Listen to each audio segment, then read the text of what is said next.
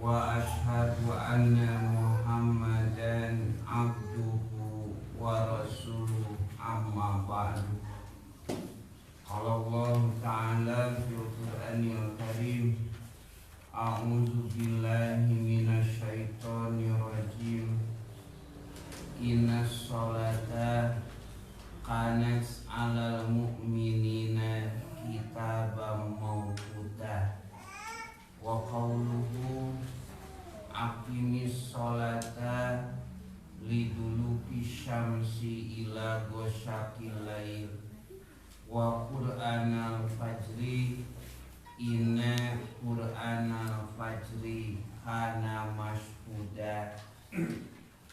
Demikian dalam Al-Quran surat An-Nisa ayat 103 dan surat Al-Isra atau Bani Israil ayat ke-78.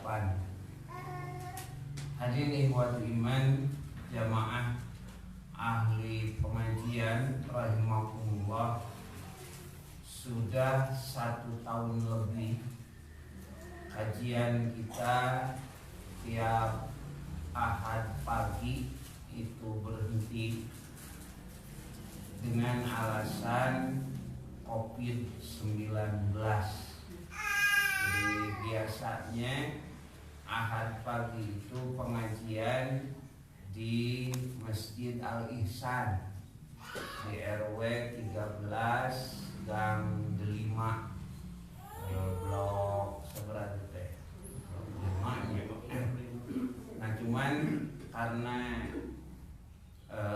pandemi COVID-19 dari pihak BKM itu punya kebijakan supaya pengajian ini berhentikan terlebih dahulu, jadi sampai menunggu waktu normal. Nah, cuman sudah 1 tahun lebih tidak ada berita kapan mau dilanjutkan lagi. Nah, alhamdulillah di sini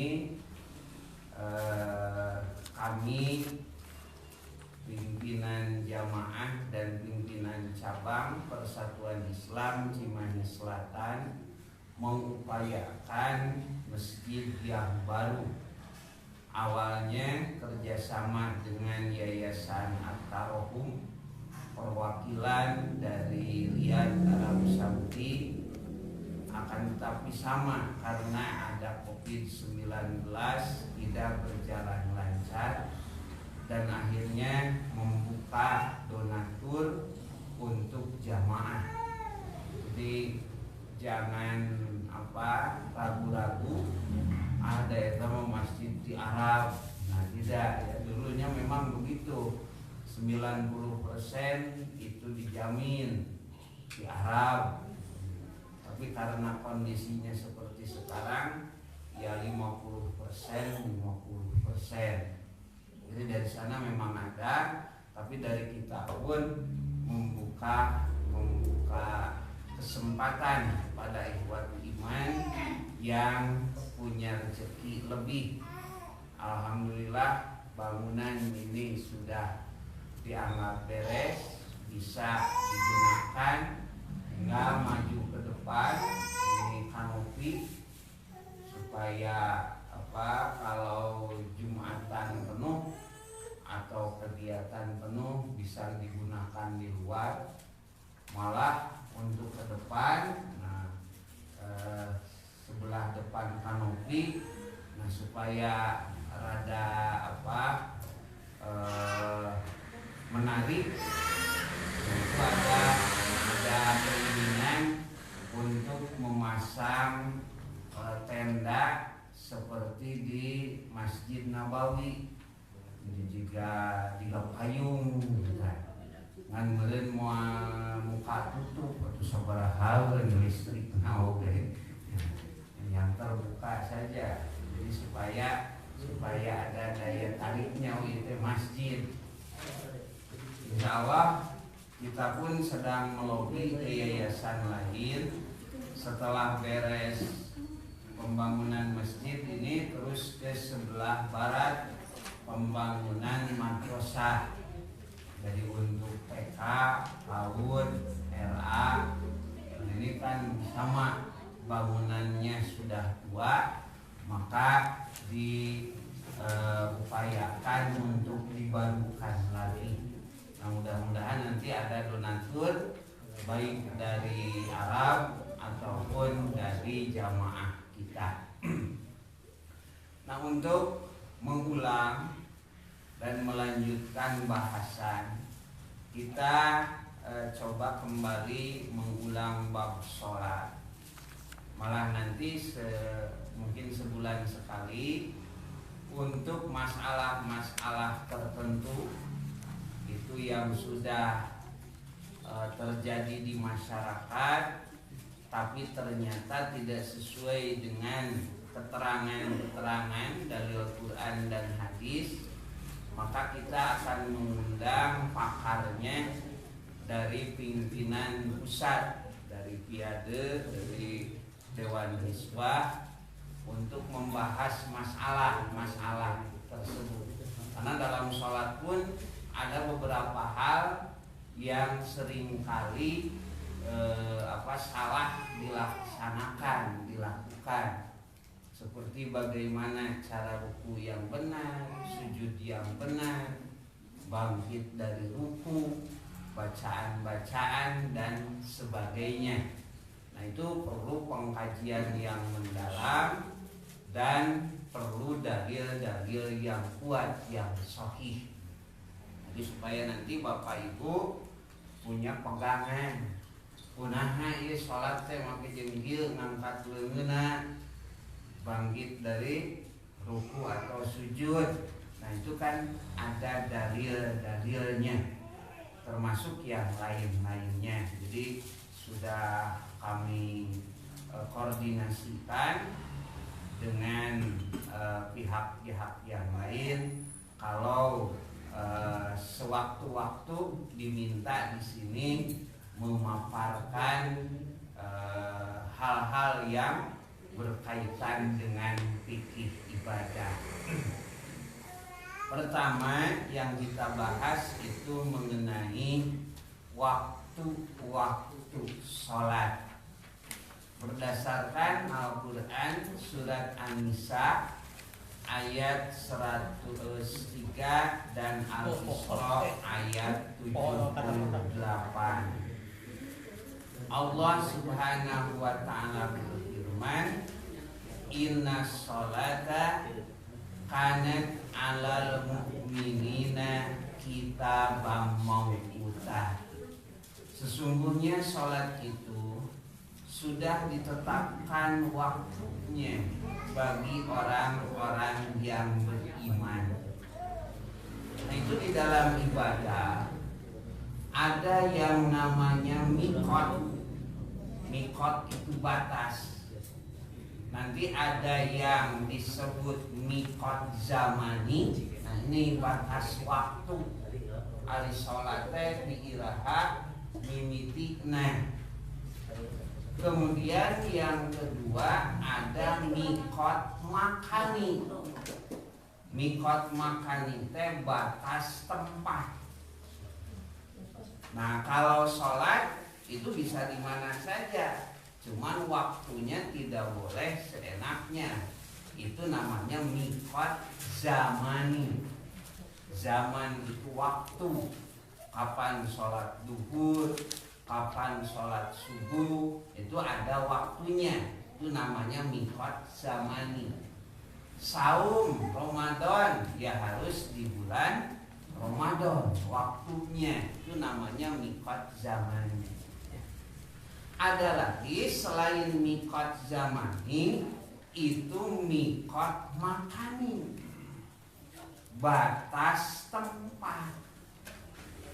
Makanya nanti orang yang mau haji dan umrah, kalau lewat atas, lewat kapal udara dari Jakarta menuju Jeddah, itu biasanya melewati 2 miqat. Kadang-kadang melewati Qarnu Manazil 25 menit sebelum landing di Bandara King Abdul Aziz di Jeddah. Itu sudah diumumkan oleh pilot itu. Jadi sekarang sudah miqat, mulai pelaksanaan ihram umroh. Labbaika umrotan, mulai umroh di sana. Atau kadang-kadang rada belok si kapal teh, yaitu melewati laut, melewati Yalamlam. Nah di sana mulai miqat makan batas tempat. Artinya tidak boleh melakukan haji dan umroh selain di miqat tersebut.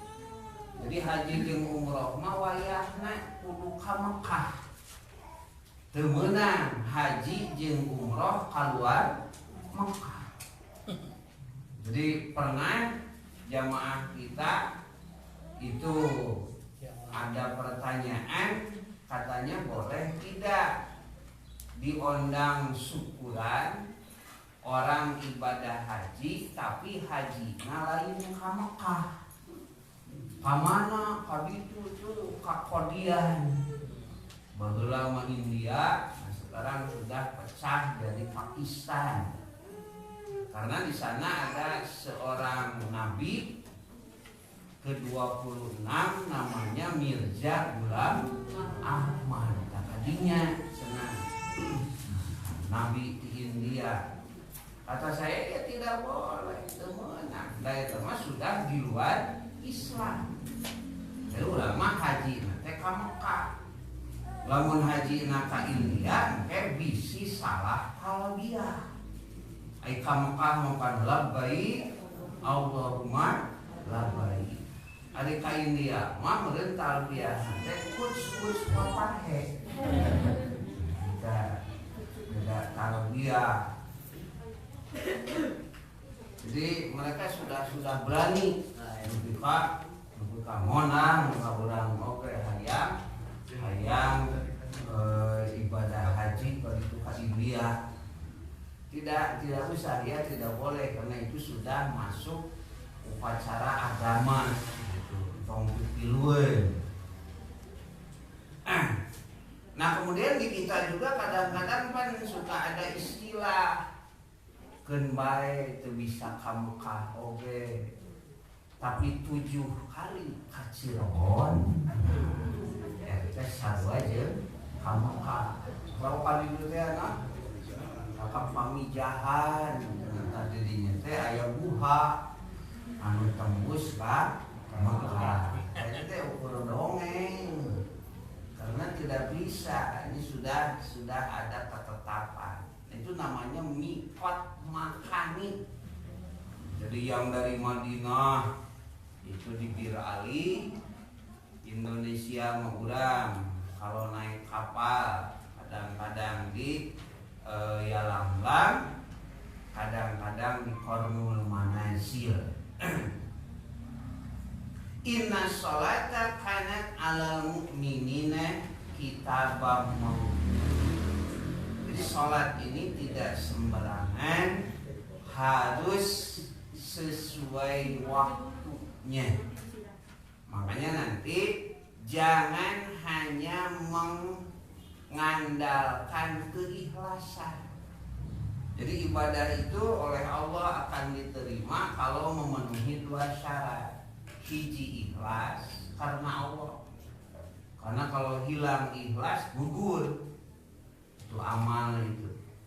Yang kedua mutaba'ah, sesuai dengan aturan, mengikuti petunjuk Nabi. Ikhlas sih ikhlas, ari lohor jam 10 mah moal diterima salatna. Jadi ada aturannya. Kita mawquta sudah ditetapkan waktu-waktunya. Kemudian dalam Al-Quran surat Al-Isra ayat ke-78, Aqimis sholata liduluki syamsi dirikanlah sholat sejak matahari tergelincir ila ghosaqil laili, sampai gelapnya malam. Nah ini kalau hanya mengandalkan Quran kita bingung. Sholat naon gitu. Dirikanlah sholat dari mulai tergelincir matahari. Oh, sunnah dijelaskannya yaitu sholat duhur dan asar. Ila ghosaqil laili, sampai gelap malam, yaitu maghrib dan isya. Jadi kalau tanpa hadis sholatnya ukur tilu. Matahari tergelincir, gelapnya malam, dan bacaan di waktu fajar. Wa Qur'anal fajri, dan dirikanlah pula sholat subuh. Kenapa sholat subuh disebut Qur'anal fajri, bacaan di waktu fajar, lituliha? Karena bacaan sholat subuh itu relatif lebih panjang dibanding dengan bacaan-bacaan sholat lain. Lamun maghrib, macawal asri, isya, watini, nah subuh tong balik dari kana ina atoena. Rada panjangan, wasamsi, walaili, eta disebutna teh Qur'anal fajri, bacaan di waktu fajar. Inna Qur'anal fajri kana mashudah, karena sesungguhnya sholat subuh itu disaksikan oleh malaikat. Jadi ada 2 malaikat penjaga di waktu subuh. Ada malaikat siang sudah datang, ada malaikat malam belum pergi. Kita anu nyaksikeun oge 2 malaikat. Dan nanti ketika mereka pulang akan ditanya, keur naon cenah hamba-hamba kaula teh? Kata si malaikat penjaga malam, rojaknahum wa hum sujudun, ketika kami pulang mereka sedang sujud dari awal waktu. Cek malaikat penjaga siang, wa atainahum wa hum sujudun, ketika kami datang mereka pun sedang sujud. Abdi kadinya bersujud, abdi wangsul bersujud dak subuhna di awal waktu. Kumalamun subuhna 6:30. Kenaon cenah malaikat, si eta teh cek malaikat teh nyaeta cenah abdi datang keur sare keneh, abdi mulang sare keneh wae. Jadi ditulis kuduaan teh sare keneh. Nah, makanya sholat di awal waktu itu lebih utama. Komo sholat subuh mah karena mashuda disaksikan oleh 2 malaikat. Nah, itu sebagai dasar dari waktu sholat. Cuman belum jelas. Kalau ada orang yang mengatakan, geus urang mah Quran lah, tong make hadis, tong make naon, itu kan sulit nanti. Sulit ari sholat sabaraha waktu, nah dina Quran mah tidak ada. Ukur liduluki samsi, tergelincir matahari, ghosaqil lail, gelapnya malam, Qurannya fajri, bacaan di waktu fajar nanti. Nah ternyata oleh sunnah Rasulullah Shallallahu Alaihi Wasallam menjelaskan sholat itu ada 5 waktu. Jadi ditafsirkan Al-Quran itu dengan as-sunnah. Pertama dalam hadis riwayat Imam Muslim. Nah ini sebagai dasar bahwa sholat teh aya 5 waktu. Qala Nabi sallallahu alaihi wasallam, Nabi sallallahu alaihi wasallam bersabda, waktu duhri idza jalatis samsu. Waktu duhur itu apabila matahari tergelincir. Nah bahasanya pun berbeda. Ari na Quran mah dulu liduluki samsi, ari na hadis mah zalat idza jalati samsu, apabila matahari tergelincir. Sampai kapan? Wa kana dilur rajuli katuli, sampai bayang-bayang seseorang sama dengan tingginya. Batas nanti dulu itu kan belum ada jam, jadi nempok nanti karena bayangan matahari.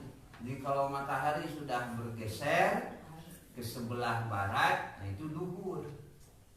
Jadi jangan sholat pas matahari di atas kepala. Itu ada larangannya.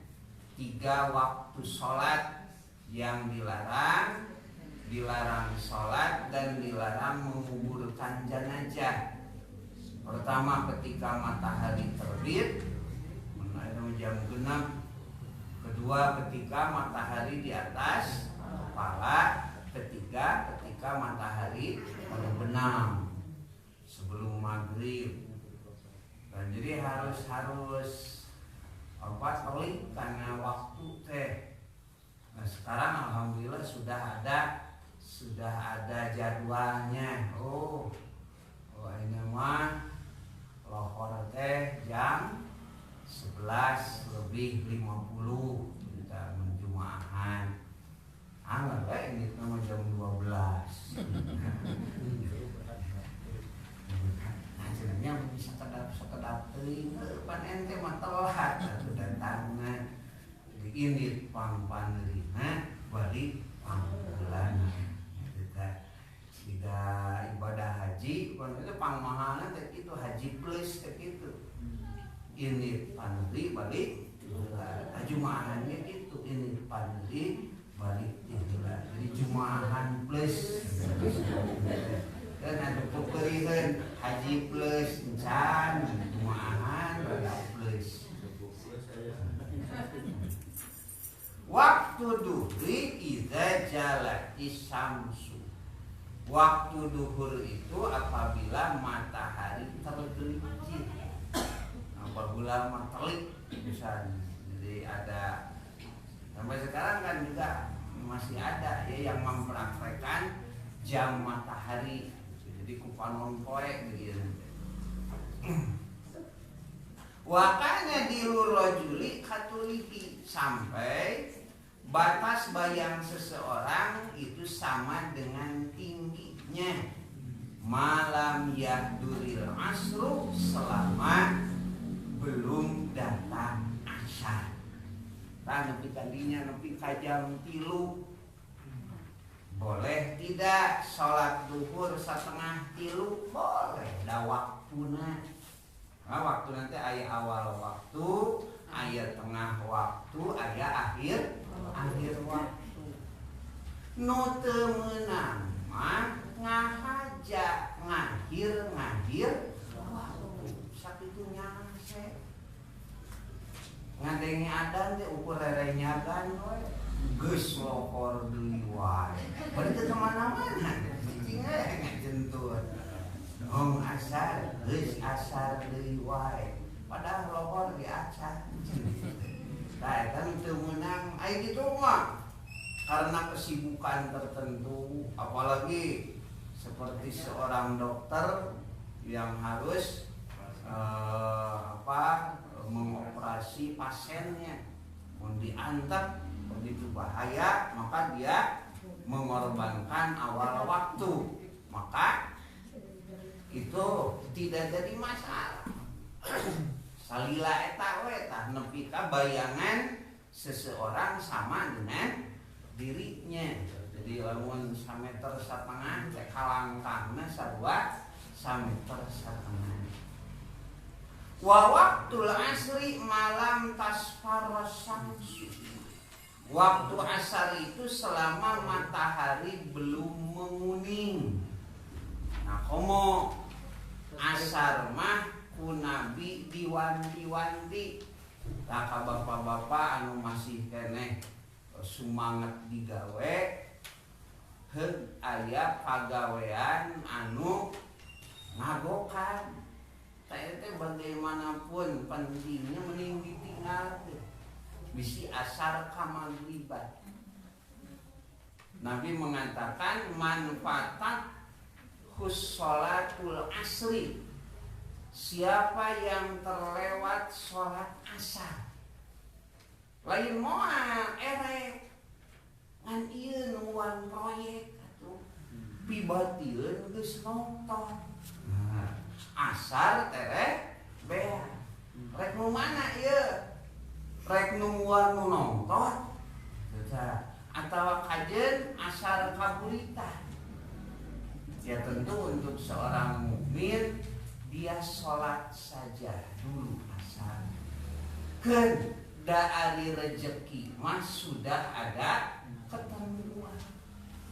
Sanajan geus nonton ari lain rezeki nama moal beunah. Nah sabab nu nonton teh aya 2. Hiji bisa ngagejlok, 2 bisa ngelokdeun. Hanas asar kaburitan proyek teh terjadi tuh kan 2 kali kan rugina. Maka sholat we heula. Dan dalamnya ieu rezeki urang moal kasaha? Sing yakin moal aya rezeki urang kacokot ku batur. Moal aja rezeki batur salah dibikeun kaulah moal bisa. Anu nguseup duaan kitu teh ngareneg ieu hiji mah da nyangut teh. Anu sabelah deui mah kitu teh. Nah cenah ita lauk teh heuh da rezeki na meureun can kadinya. Nah itu jadi jangan takut tukang beas semua jajar, langan masing-masing we. Tukang daging di pasar teh henteu sugan parebut langan. Jadi sudah ditentukan. Tak lamun nepi ka kaburitan dan nunggu proyek teh manfaat sholatul asri fakaannahu wutiro ahluhu wa man. Seolah-olah dia terampok jika jalma anu kabegal seluruh harta dan anak istrinya. Padahal pan urang usaha teh keur maraban anak pamajikan. Salat asar kaburitan, sarua we jeung kapalingan sagala rupa. Nah makanya walaupun ada akhir waktu, entong di akhir-akhir teuing atuh. Begitu. Wa waktul maghribi malam yagibi syafaq. Waktu maghrib itu selama syafaq senja belum terbenam, jadi senja merah. Wa waktu salatil isya'i ila nisfil lailil ausat. Waktu isya itu sampai tengah malam. Ada kita sok aya anu ngajama isya jeung tahajud. Oke we jam 3 kan isya teh karo isya mah nepi ka tengah malam. Kapan tengah malam teh? Tengah siang. Begitu. Kalau duhurnya 11.50 ya tengah malamnya oke 11.50. Alhamdulillah sekarang sudah ada usaha dari Dewan Hisab.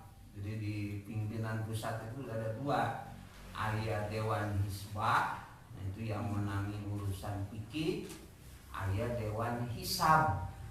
Dewan Hisab mah yang mengatur urusan tangga waktu sholat. Aya Dewan Hisab, ada tukang arudut.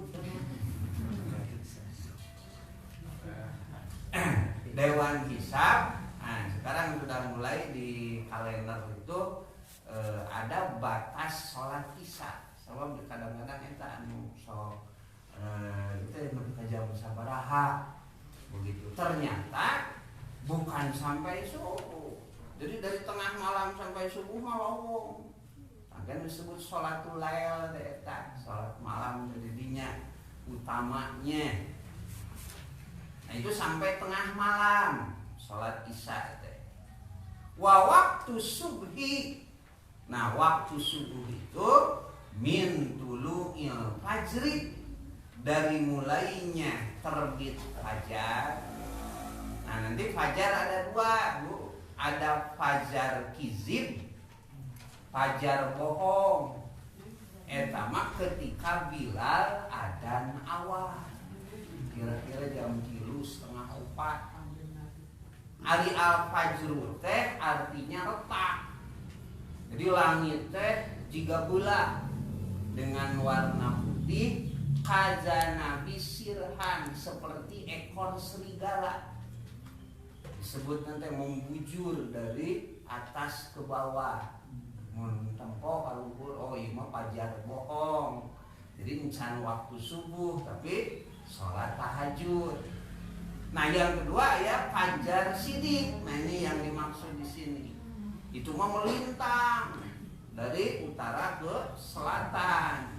Kayu mah Ibnu Ummi Maktum yang ada nate.